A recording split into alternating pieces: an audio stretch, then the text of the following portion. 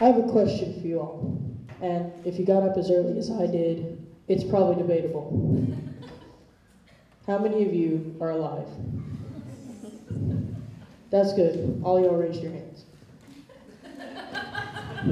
Now, how many of you have lived?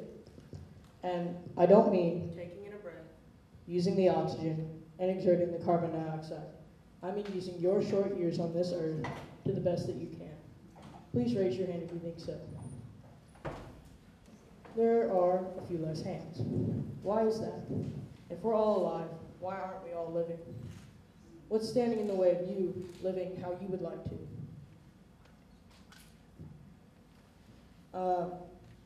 So think about what you would do if you could do absolutely anything today, anything at all.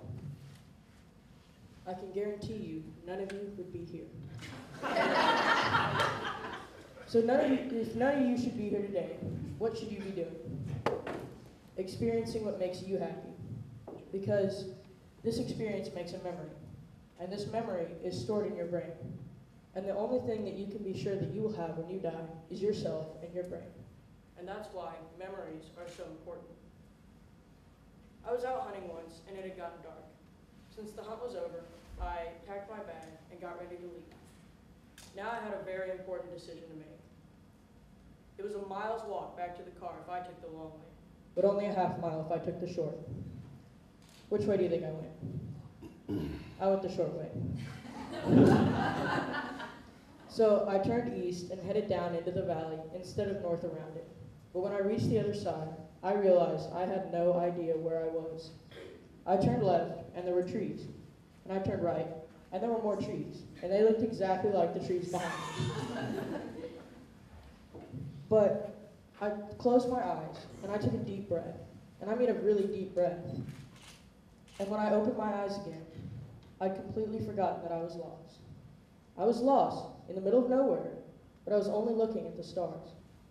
There was no light, and they were the most beautiful thing that I'd ever seen. The crickets were all I could hear, and for the first time in my life, it was truly calm.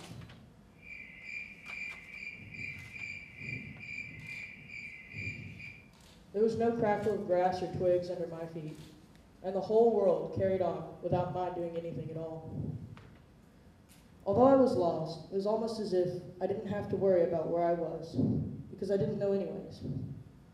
Suddenly, my father walked through the woods and broke the silence. I was not lost, but I was almost sad that the moment had ended. I even missed the feeling of not knowing where I was. It was almost as if simply knowing my location was a burden that had been lifted off my back. I'm telling you this story because this was the instance I asked myself, what if today was all there was? What if there was no tomorrow?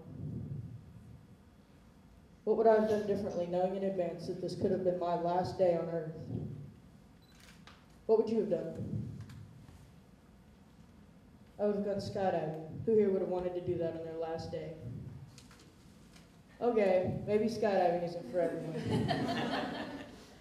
I would have eaten whatever I wanted, and I would have said the things that I should have said but never did. I would have truly lived. So, I can't jump up any old morning and say, I'm going skydiving. And I'm not going to eat whatever I want all the time. But I can do a little bit each and every day. I can eat a mound of donuts once in a while.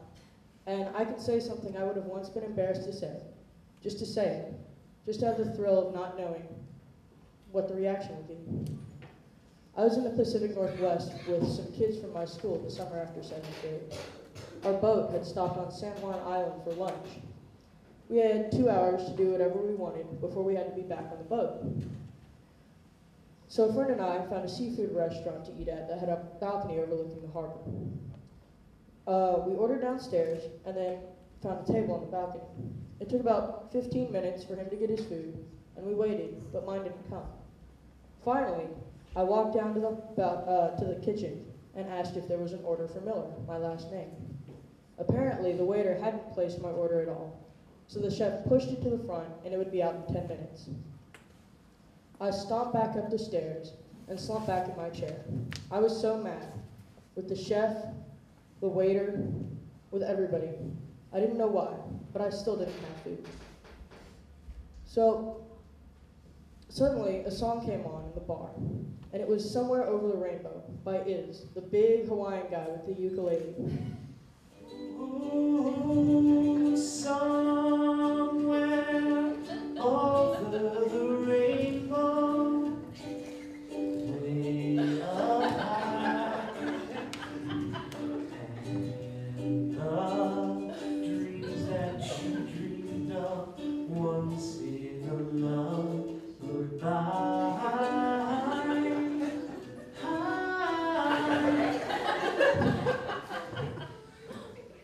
This song was not anything fancy, or not some new hit single, but it showed me that I too was somewhere over the rainbow. This song somehow pushed aside the waiter's mistake, something I couldn't even control, and showed me the beauty that had been there all the time, and the only thing that had changed was my perspective. There were masts sticking up from the boats on my left, and the huge ocean was behind them, dotted with green islands. I'm kicking myself now for not snapping a photo to show you today, because it would serve as a constant reminder to stay in the moment, look at it, and simply enjoy that moment's beauty. This song told me to stop, because this is a world that I may never return to, so I had better enjoy it right now.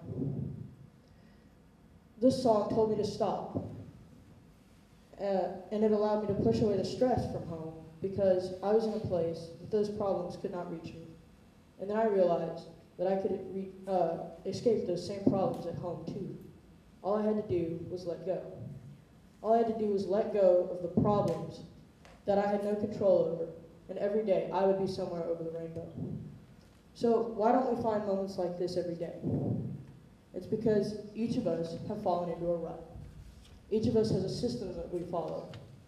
I wake up, eat breakfast, go to school, learn something, come back, do my homework, eat dinner, go to bed, wake up and do it all over the next day.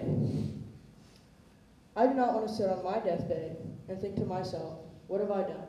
And come to the conclusion that I haven't done anything at all. This cannot happen to me, and it should not happen to any of us. I'm going to be doing something amazing when I kick the bucket, because I'm going to be doing something amazing every day. I'm going to do something that gets my heart pumping and my adrenaline beating every day. However, if you are confined to a bed for a medical reason, jump out of bed up here. Go skydiving up here, because how you feel up here is what matters. It's what all those memories lead you to, and it's where you've kept every memory until now. Find your happiest moments, the moments you felt so high that you could never fall. Your wedding day, the day you first drove a car, the day you simply sat and watched the sun go down, and live in those moments forever.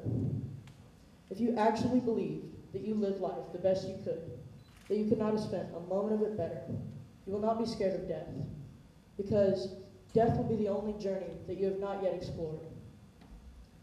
To start, all you have to do is jump out of your hamster wheel. To start, all you have to do is get lost in something. So thank you, ladies and gentlemen, but I still have one last message for you, and this one matters the most. Find what makes your world light up, and do it every single day, so that you can die happy.